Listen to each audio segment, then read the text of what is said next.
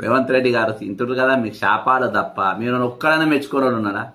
తెలంగాణ 4 కోట్ల జనాభాలో ఒక్కడు నేను సక్కడోడు అంటుందా? ఒక్కడని నేను సక్కని పూస అంటుందా? ఒక్కడన్నా మంచి పాలన అందిస్తున్నాను ఒక్కడని నేను చెప్తుండా? ఇవాళ పేదోళ్ళను గెలవవు, ప్రజా దర్బార్ దగ్గర ఉండది, ప్రజలు వచ్చి నేను కలుసుకోలేరు, కామన్ మ్యాన్ నేను కలుసుకోలేడు, కామన్ కార్యకర్త నేను కలుసుకోలేడు, ఎవరిని నాయకులు కూడా నేను కలుసుకోలేరు. నువ్వు పోయి నీ ఇంట్లో నక్కి కూకుంటావు, నీ ఇంట్లో నక్కుతావు, ఇంట్లో నక్కి కూర్చుంటావు. ఎందుకంటే ఇంట్లో కూర్చుంటే సెటిల్మెంట్లు చేసుకోవచ్చు, ప్రజాభవన్లో కూర్చుంటే అన్ని కనబడతాయి, జనాలు చూస్తారు, కిలోమీటర్ దూరంకి వెళ్ళి పోలీసు వాళ్ళు ఆపుతారు, పెద్దోళ్ళు చెప్పిన వాళ్ళే లోపడిపోతారు సంచులతోని బ్యాగులతోని.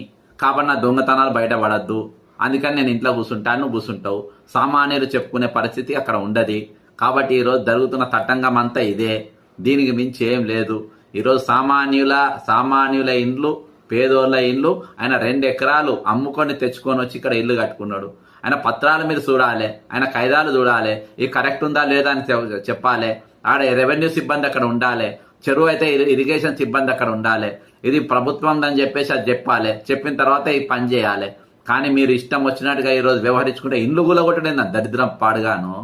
ఇండ్లు కూడా దరిద్రం ఎవడిచ్చింది మీకు ఈ ఐడియా? మీకు చెరువులలో ఇల్లు కట్టకుండా చేయాలి, పెద్ద పెద్ద ఇంకా లోపలికి పోనీ ఉన్నాయి, అవి కూలగొట్టుండి మీరు. ఆ ఆనంద్ కన్వెన్షన్ సెంటర్ ఒక్కడు కూడా ఫంక్షన్ అది కూలగొట్టుండి దమ్ముంటే పోయి.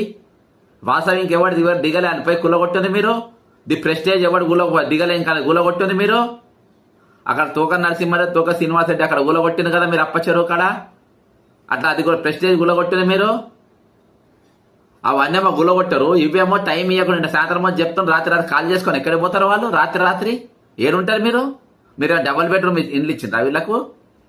మీరు అలా ఉండడానికి వీళ్ళకి ఏమైనా ఇండ్లు ఇచ్చిండ్రా? ఎట్లా పోతారు రాత్రి వీళ్ళు? ఎక్కడికి పోతారు?